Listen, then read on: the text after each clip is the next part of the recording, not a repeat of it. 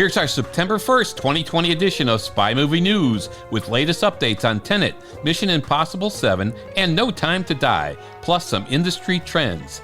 Hi, this is Dan Silvestri of SpyMovieNavigator.com with another special edition of Cracking the Code of Spy Movies. Let's go!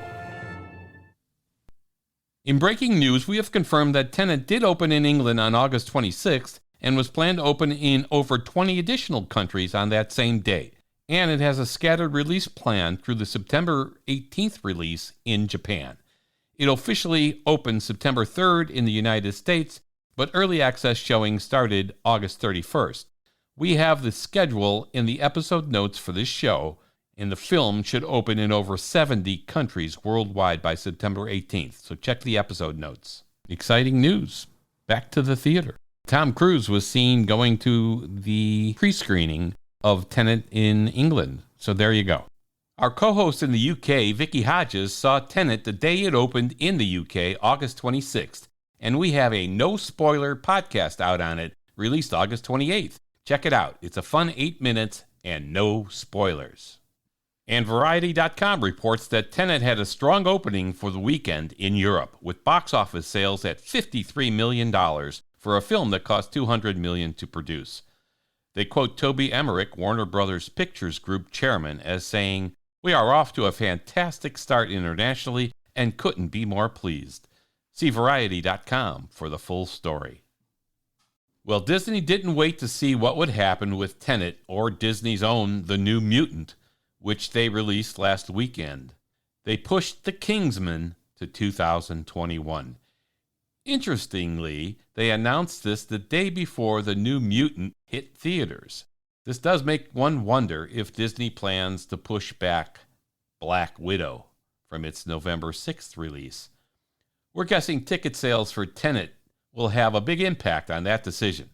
It also makes us wonder what 2021's release schedule will look like.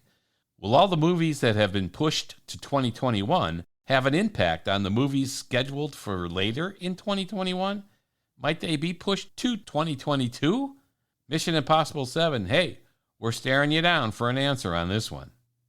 Mission Impossible 7, well, they suffered a little setback after an expensive motorcycle stunt that went wrong. Check cinemablend.com for all the news. A motorcycle stunt went wrong as the bike burst into flames, but the stuntman is okay. But it was a well-planned and costly stunt that had been in the works for a long time and is now a financial and time frame setback for Mission Impossible 7, which is scheduled for release November 19th, 2021. Reportedly, Tom Cruise was not too happy. See cinemablend.com again for more details. In our August 1st episode of Spy Movie News, we mentioned that Mission Impossible 7 wanted to blow up an 111-year-old bridge in Poland. Now, here's an update. Basically, writer-director Chris McQuarrie said, Mission Impossible says they would never harm icons or historical landmarks. They were looking for a bridge that needed to come down somewhere in the world, and they were contacted by Poland, but never a monument. No historically significant monuments would be destroyed. But there is a possibility that a portion of the bridge, which is now unsafe, would need to come down. Well, see empireonline.com/movies for more info. Bottom line is that Mission Impossible is acting responsibly and working with Poland on what might be possible.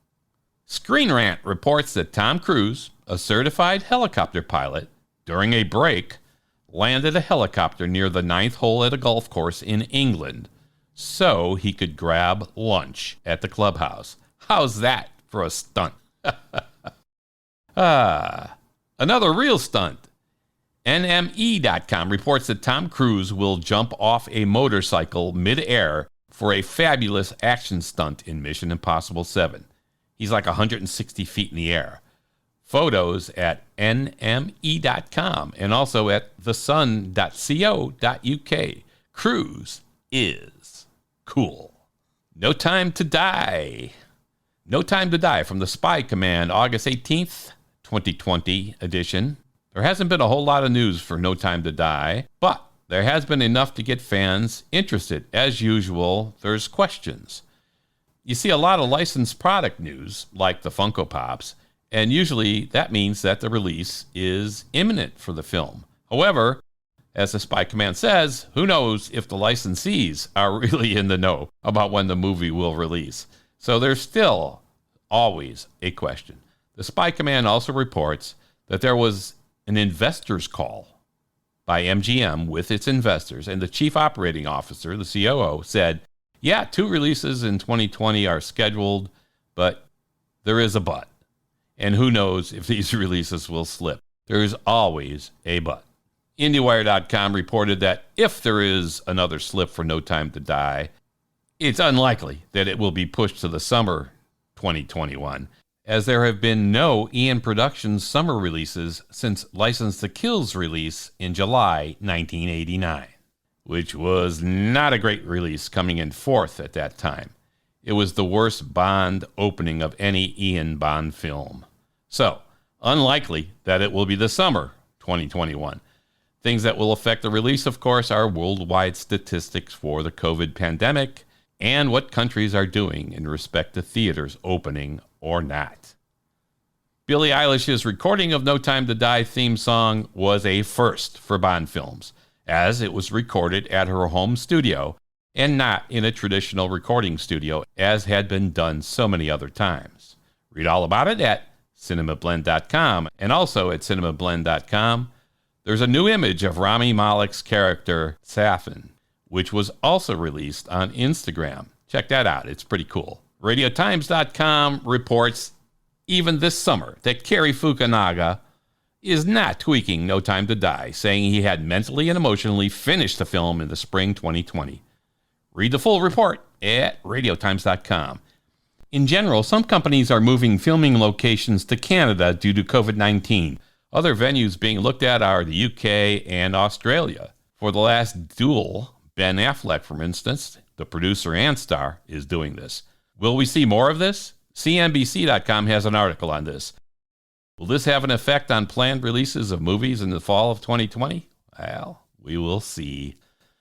And hey, a belated happy 90th birthday to Sean Connery, our first 007 from Eon Productions, who was also recently voted the best Bond in a poll by RadioTimes.com, with Timothy Dalton coming in at number 2.